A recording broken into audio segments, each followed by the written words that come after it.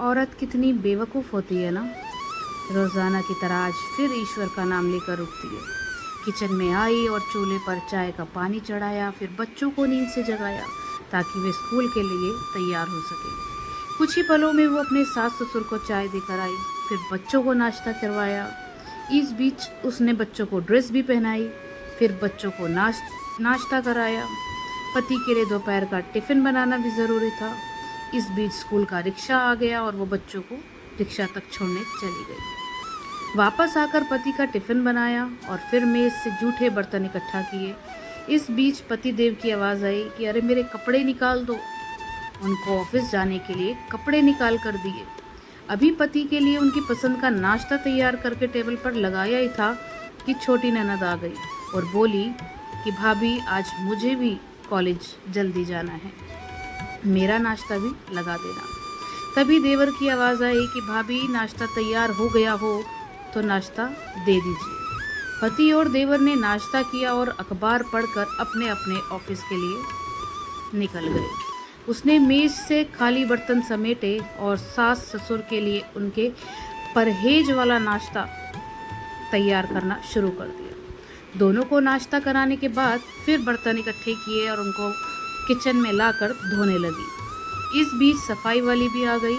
उसने बर्तन का काम सफाई वाले को सौंप कर खुद बेड की चादरें वगैरह इकट्ठे करना पहुंच गई। फिर सफाई वाली के साथ मिलकर सफाई में जुट गई। अब तक 11 बज चुके थे। अभी वो पूरी तरह काम समेट भी नहीं पाई थी कि डोरबेल बजी। उसने दरवाज़ा खोला तो सामने बड़ी ननद और उसके पति व बच्चे सामने खड़े थे। उसने खुशी खुशी सभी का आदर के साथ घर के अंदर बुलाया। उनसे बातें करते करते उनके आने से हुई खुशी का इजहार करती रही। ननद की फरमाइश के मुताबिक नाश्ता तैयार करने के बाद अभी वो ननद के पास बैठी ही थी कि सास की आवाज़ आई कि बहू खाने का क्या प्रोग्राम है। उसने घड़ी पर नज़र डाली तो 12 बज रहे थे। उसकी फिक्र बढ़ गई और वो जल्दी से फ्रिज की तरफ लपकी और सब्जी निकाली और फिर से दोपहर की खाने की तैयारी में जुट गई। खाना बनाते बनाते अब दोपहर के 2 बज चुके थे। बच्चे स्कूल से आने वाले थे। ये लो बच्चे तो आ गए। उसने जल्दी जल्दी बच्चों की ड्रेस उतारी और उनका मुंह हाथ धुलवा कर उनको खाना खिलाया। इस बीच छोटी ननद भी कॉलेज से आ गई और देवर भी आ चुके थे। उसने सभी के लिए मेज़ पर खाना लगाया और खुद रोटी बनाने में लग गई।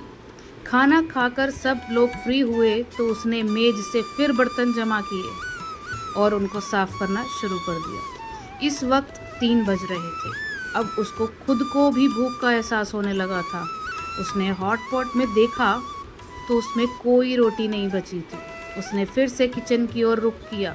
तभी पतिदेव घर में दाखिल होते हुए बोले कि आज देर हो गई, भूख बहुत लगी है, जल्दी से खाना लगा दो।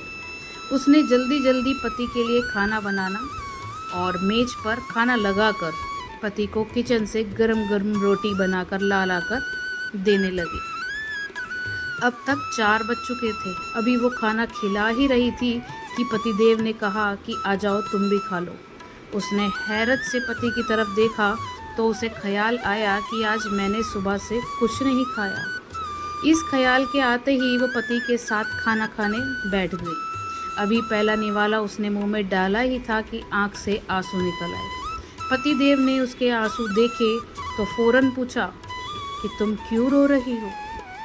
वो खामोश रही और सोचने लगी कि इन्हें कैसे बताऊं कि ससुराल में कितनी मेहनत के बाद ये रोटी का निवाला नसीब होता है और लोग इसे मुफ्त की रोटी कहते हैं।